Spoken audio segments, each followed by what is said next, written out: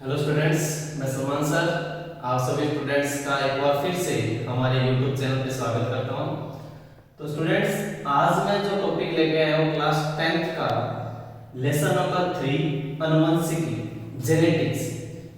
आज अपने जेनेटिक्स के बारे में देखेंगे भी क्या सिस्टम को लोग देखते हैं कि अपने भी देखते हैं कि माता पिता से जो लक्षण है वो बच्चे में कैसे आते हैं, या दादा दादी या नाना नानी है उनसे लक्षण जो है वो पापा में आते हैं, कई बार पापा में नहीं आके उनके पोतों में, या जो दादा दादी से जो उनके बच्चे हैं या बच्चों से उनके बच्चे में आते हैं, वो क्या सिस्टम क्या होता है इसका।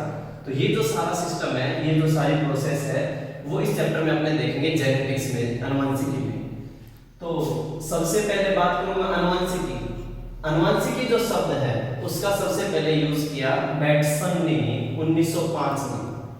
तो अनुवांशिकी जेनेटिक्स का मतलब होता क्या है कि भाई जिसमें सजीवों की लक्षणों की आनुवंशिकता एवं विभिन्नताओं का अध्ययन किया जाता है, यानी जिसमें सजीव है जितने भी उनके लक्षण और वंशावृद्धि, यानी जो एक वंश से दूसरे वंश में, एक पीढ़ी से दूसरी पीढ़ी में जो जो लक्षण जाते हैं, जो जो विभिन्नताएं जाती है, उनके अध्ययन को कहा जाता है अनुवांशिकी। इस शब्द की जो उत्पत्ति है वो ग्रीक भाषा के एक शब्द है जीन, उस जीन से ये बना हुआ है जेनेटिक्स, जिसका मतलब होता है अनुवांशिकी। इससे रिलेटेड एक टॉपिक और है वंशागति, यानी हेरेडिटी। हेरेडिटी का मतलब क्या होता है, इसका सबसे पहले यूज किया स्पेंसर ने 1863 में। अनुवांशिकी लक्षणों का, अनुवांशिक लक्षण यानी एक पीढ़ी से जो दूसरी पीढ़ी में जो लक्षण आ रहे हैं, उस पीढ़ी का जनक पीढ़ी, जनक मतलब होता है जन्म देने वाले, माता पिता, यानी माता पिता वाली जो पीढ़ी है उससे संतति, संतति मतलब बच्चे, यानी माता पिता से, यानी माता पिता की जो पीढ़ी है उससे जो बच्चे का निर्माण हो रहा है, जो संतति पीढ़ी है उसमें उन लक्षणों का संचरण करना, एक जगह एक पीढ़ी से दूसरी पीढ़ी में फैलना, वो कहलाता है वंशागति। फिर बात करेंगे अपने अनुवांशिकी लक्षण की। अनुवांशिकी लक्षण यानी ऐसे लक्षण जो लैंगिक जनन यानी सेक्सुअल रिप्रोडक्शन का जो पार्ट है, जो सेक्सुअल प्रोसेस के बाद में, लैंगिक जनन की क्रिया होने के बाद में एक पीढ़ी से दूसरी पीढ़ी में कोई लक्षण जाता है, उसको बोलते हैं अनुवांशिकी लक्षण। जैसे मान लीजिए माता पिता में से पिता की आंखें ब्राउन है, भूरी है, तो उनसे उनके जो बच्चे हो रहे हैं, मान लीजिए किसी बच्चे की आंखें भूरी है, तो वो लक्षण यानी भूरे आंख का भूरा होना वो एक लक्षण है, तो एक पीढ़ी से दूसरी पीढ़ी में स्थानांतरित हो रहा है, इस प्रकार के लक्षण को कहा जाता है अनुवांशिकी लक्षण। तो ये चैप्टर जैसे पूरा का पूरा मेंडल पर है, तो सबसे पहले थोड़ा मेंडल की जीवनी के बारे में देखते हैं, जिसे अपने कहा जाता है मेंडलवाद। तो मेंडलवाद को समझने के लिए मेंडल की जीवनी के बारे में देखते हैं। तो सबसे पहले मेंडल का जो पूरा नाम है वो है ग्रेगर जॉन मेंडल। तो ये था मेंडल का पूरा नाम। फिर बात करें कि इसको जो है अनुवांशिकी का जनक भी कहा जाता है, क्योंकि इसमें अनुवांशिकी की जो खोज है, एक पीढ़ी से दूसरी पीढ़ी में लक्षण कैसे जाते हैं, ये सारी प्रोसेस इसने बताई, इसलिए अपने मेंडल को अनुवांशिकी का जनक भी कहा जाता है। फिर बात करें इनकी जन्म की, तो इनका जन्म हुआ था 22 जुलाई 1822 को ऑस्ट्रिया देश में। कई बच्चे लिखते हैं ऑस्ट्रेलिया, ऑस्ट्रेलिया नहीं है, ऑस्ट्रिया जो है, तो इनका देश है ऑस्ट्रिया, जिनमें इनका जन्म हुआ। प्रांत जो है वो हेंजनडार्फ, यानी इनका जन्म 22 जुलाई 1822 को ऑस्ट्रिया देश के हेंजनडार्फ प्रांत में, गांव था सिलीसियन, थोड़े अजीब से नेम है। तो देश था ऑस्ट्रिया, प्रांत है हेंजनडार्फ और गांव है सिलीसियन। तो उन्होंने क्या किया, यहाँ पर उन्होंने देश था ऑस्ट्रिया, प्रांत और अपने गांव के बारे में देख लिया। फिर बात करें उन्होंने क्या किया, जो अपना अध्ययन किया जिस पौधे को लेकर, वो था उद्यान मटर। मटर के पौधे पर उन्होंने अपना अध्ययन किया, और उन्होंने अपना ये जो कार्य है मटर, उद्यान मटर पर जो है वो 7 वर्ष तक कंटिन्यू अपने इस मटर के पौधे पर संकलन करवाया, और देखा भी कौन से लक्षण कैसे एक पीढ़ी से दूसरी पीढ़ी में जाते हैं। फिर बात करें उन्होंने क्या किया, अनुवांशिकता के नियमों का प्रतिपादन किया। अनुवांशिकता के नियम जो है वो नेक्स्ट वीडियो के अंदर अपने डिस्कस करेंगे। तो उन्होंने अपने अनुवांशिकता के तीनों नियमों का डिस्कस किया, उन्होंने बताया, तो इसलिए उनको अपने मेंडलवाद कहा जाता है। अपने तीनों नियमों का प्रतिपादन किया उन्होंने, और लास्ट में उनकी 6 जनवरी 1884 को उनकी मृत्यु हो गई। तो ये जो सारा था मेंडल की जीवनी के बारे में संक्षिप्त जीवनी करी है। फिर मैंने अभी बताया कि उन्होंने उद्यान मटर यानी मटर का पौधा लिया। तो अब आप सोचोगे कि सर मटर के पौधे के लेने का कारण क्या था। तो सबसे पहले मैं बताना चाहूंगा कि मटर के पादप का चयन, यानी उन्होंने क्यों मटर पौधा ही क्यों चुना, और कोई पौधा क्यों नहीं चुना? तो सबसे पहली बात कि ये जो मटर का पौधा होता है वो 1 वर्षीय एनुअल प्लांट है, यानी उसका टाइम पीरियड 1 साल तक होता है। मटर का पौधा 1 साल तक जीता है। अगर मान लीजिए उसने 5 साल की स्टडी की तो उसने मटर के 5 पीढ़ियों का अध्ययन कर लिया। अगर उसने 10 साल पढ़ाई की तो वो 10 पीढ़ियों का अध्ययन कर सकता है। तो सबसे पहली बात, ये एक एनुअल प्लांट है, 1 वर्षीय पौधा होता है, 1 वर्षीय शाखा का होता है। तो ये सबसे बढ़िया था मटर के पौधे का चुनने का पहला कारण। दूसरा कारण की बात करें तो ये समय की बात करूंगा कि कम समय में अधिक अध्ययन किया जा सकता है, क्योंकि मटर का पौधा 1 साल तक ही जीता है, तो मैं कम टाइम के अंदर ज्यादा पीढ़ियों का अध्ययन कर सकता हूँ। फिर बात करें इसके पुष्प की, उसके फ्लावर्स की, फूल की। कुछ एक पौधे ऐसे होते हैं जिसमें सिर्फ और सिर्फ मेल के भाग पाए जाते हैं, कुछ एक ऐसे हैं जिसमें सिर्फ फीमेल के पाए जाते हैं, लेकिन कुछ एक ऐसे भी होते हैं जिनमें मेल और फीमेल दोनों के ही भाग पाए जाते हैं। उनमें से मटर का पौधा भी एक था। तो मटर के पौधे के जो पुष्प होते हैं वो होते हैं द्विलिंगी। द्वि मतलब 2, लिंगी मतलब लिंग वाले, यानी इसमें मेल और फीमेल दोनों के भाग पाए जाते हैं। फिर बात करें कि इनमें प्राकृतिक रूप से सबनिचेशन संभव है, यानी इसमें प्रकृति में ऑटोमेटिक जो बीज है उनका निर्माण हो जाता है, यानी प्राकृतिक रूप से जो सबनिचेशन की जो प्रक्रिया है वो अपने आप हो जाती है उसमें। तो ये भी एक मटर के पौधे का चयन करने का बहुत अच्छी पॉइंट था।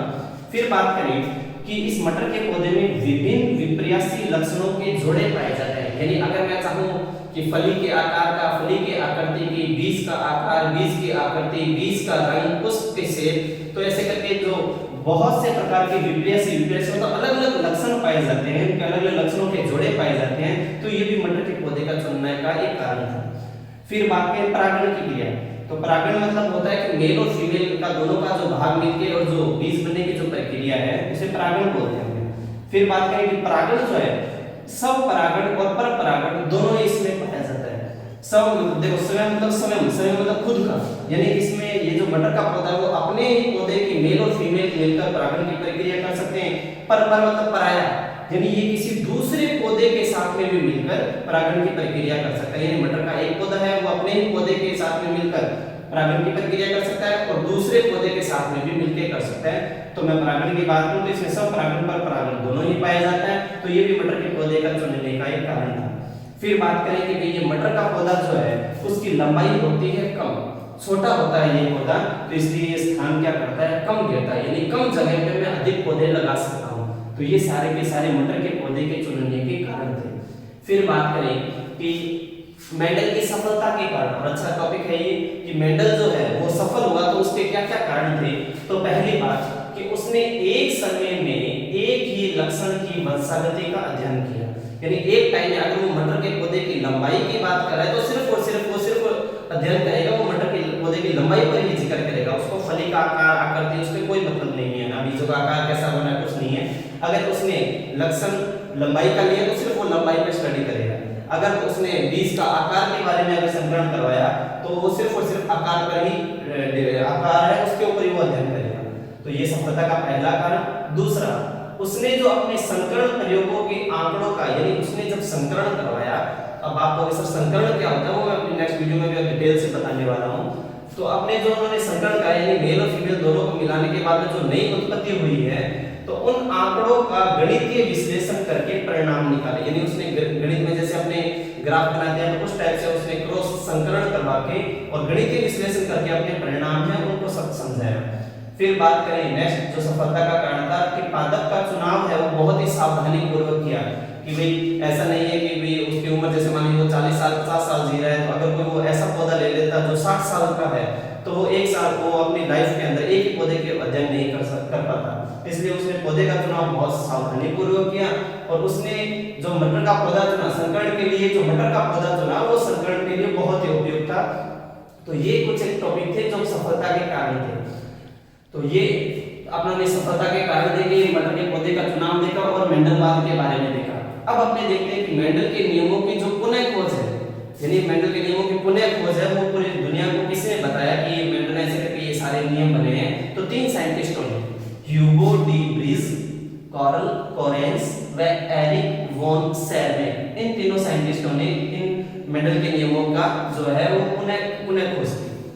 अब मैं क्या करूंगा इस चैप्टर में अपने ये कुछ छोटी-छोटी परिभाषाएं लिखी है मैंने, जो कि आगे जो टॉपिक लेंगे तो उसमें बड़ी काम आने वाली चीजें हैं। तो पहले मैं इन चीजों से आपको रूबरू करवा देता हूं। पहली बात करें जीन की कि जीन का मतलब क्या होता है, तो जीन वह कारक जो किसी एक लक्षण को नियंत्रित करता है उसे अपने जीन कहते हैं। यानी किसी भी एक लक्षण को नियंत्रित करने वाला जो कारक होता है उसे हम अपने जीन कहा जाता है। फिर बात करें युग्म विकल्पी एलील, एलील किसे कहा जाता है कि जीन के दो विपर्यासी स्वरूपों को, यानी कोई भी दो विपर्यासी स्वरूप है, जैसे मैं लंबेपन के लिए इस चैप्टर में बड़ा टी यूज करने वाला हूं, बोनेपन के लिए मैं छोटा टी यूज करने वाला हूं, तो जो दो विपर्यासी स्वरूप, जो विपर्यासी मतलब अलग अलग स्वरूप है, उसको अपने बोला जाता है युग्म विकल्प। नेक्स्ट है समयुग्म जीन, होमोजाइगस। तो होमोजाइगस किसे कहा जाता है, जीन के, देखो ये तीनों टॉपिक सेम है। युग्म विकल्पी, युग्म का मतलब होता है जोड़ा, समयुग्म जीन, सम मतलब समान, विषम युग्म जीन, विषम मतलब अलग अलग, तो इसमें युग्म का मतलब है जोड़ा, विकल्पी मतलब दो स्वरूप होंगे, सम मतलब दोनों स्वरूप समान होंगे और विषम में दोनों अलग अलग होंगे। तो समयुग्म जीन में जीन के दो विपर्यासी स्वरूप समान हो, देख लीजिए दोनों बड़े टी लगाए, मतलब ये शुद्ध लंबा पौधा है, क्योंकि टी अक्सर जो बड़ा है वो लंबे के लिए है, दोनों छोटे टी है तो ये शुद्ध बोना पौधा है। तो जब दोनों एक जैसे हो तो उसको अपने बोलेंगे समयुग्म जीन होमोजाइगस, और विषम युग्म जीन हेटेरोजाइगस किसे कहेंगे, जीन के दो विपर्यासी स्वरूप अगर अलग अलग हो, यानी एक बड़ा टी लिखा है एक छोटा टी लिखा है, तो मैं इसे अशुद्ध लंबा कहूंगा। तो नेक्स्ट बात करेंगे अपने लक्षण प्ररूप की। तो लक्षण प्ररूप किसे कहा जाता है, जो सजीव की बाह्य प्रकृति को प्रदर्शित करे उसे अपने कहते हैं लक्षण प्ररूप, और ऐसा ही जीन प्ररूप जो सजीवों की आनुवंशिकीय रचना को प्रदर्शित करे उसे अपने कहा जाता है जीन प्ररूप। नेक्स्ट दो परिभाषाएं और है जो बड़ी काम की है, प्रभावी लक्षण और अप्रभावी लक्षण, डोमिनेंट कैरेक्टर्स और रिसेसिव कैरेक्टर्स। तो सबसे पहले प्रभावी डोमिनेंट कैरेक्टर की बात करूंगा। F1 पीढ़ी में जो अपने प्रभाव को प्रदर्शित करे, अब आप कहोगे सर F1 का मतलब क्या है, मान लीजिए अपने पास यहाँ पे एक दादा दादी है और दादा दादी से उनका मान लीजिए पुत्र हुआ, यानी अपने फादर हुए, तो दादा दादी से जो उनके बच्चों का निर्माण हुआ है तो ये है पहली पीढ़ी, और फादर से जब उनके सन होते हैं तो वो हो जाएगा F2 पीढ़ी, F2 मतलब दूसरी पीढ़ी। तो दादा दादी से पापा का जो निर्माण हुआ है वो पहली पीढ़ी है। तो प्रभावी लक्षण जो पहली पीढ़ी मतलब F1 पीढ़ी में अपने आप प्रभाव दिखाए या अपने आप को प्रदर्शित करे, मान लीजिए दादा दादी की आंखें ब्राउन थी और पापा की भी आंखें ब्राउन हैं, तो ये ब्राउन होने का यानी आंखें जो भूरापन है वो पहली पीढ़ी में प्रदर्शित हो गया, तो वो लक्षण होगा प्रभावी लक्षण। कई बार क्या होता है, दादा दादी की आंखें ब्राउन है लेकिन पापा की आंखें ब्राउन नहीं होती, लेकिन पापा से जब उनके बच्चे होते हैं तो उनकी आंखें ब्राउन हो जाती है।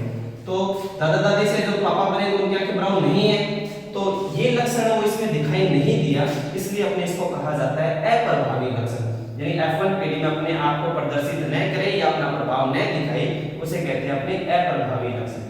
नेक्स्ट आता है एक संकर संकर। एक का मतलब एक, संकर मतलब लक्षण लेना, संकर मतलब उनको मिलाना, कि जिसमें एक लक्षण की वंशावली का अध्ययन करें। यानी एक ही लक्षण लूंगा मैं, मान लीजिए बटर का पौधा अगर लंबा नहीं है तो सिर्फ और सिर्फ लंबाई के बारे में जिक्र करेंगे और कुछ भी करेंगे। दूसरा आता है द्विसंकर संकर। द्वि मतलब जिसमें दो लक्षणों की वंशावली का मैं अध्ययन करूं उसे अपने बोलते हैं द्विलक्षण लक्षण, द्विसंकर संकर। तीसरा है त्रिसंकर संकर, जिसमें मैं क्या करूंगा, तीन लक्षणों की वंशावली का अध्ययन करूंगा। और लास्ट आता है बहुसंकर संकर, जिसमें मैं बहुत सारे लक्षणों की वंशावली का अध्ययन करूं उसे अपने बोलते हैं बहुसंकर संकर। तो स्टूडेंट्स ये कुछ ही परिभाषाएं थी मेंडल की सफलता के कारण, मेंडल के नियमों की पुनः खोज, मटर का पौधा क्यों चुना, मेंडलवाद किसे कहते हैं, या आनुवंशिकी लक्षण वंशावली या आनुवंशिकी शब्द का मतलब क्या होता है। तो आज हमने इस वीडियो के अंदर ये चीजें क्लियर की है। नेक्स्ट वीडियो के अंदर मैं अपने जो मेंडल के जो आनुवंशिकता के नियम है या वंशावली के जैसे नियम है, जो 3 नियमों का प्रतिपादन किया, उन नियमों के बारे में अपने डिस्कस करेंगे। धन्यवाद।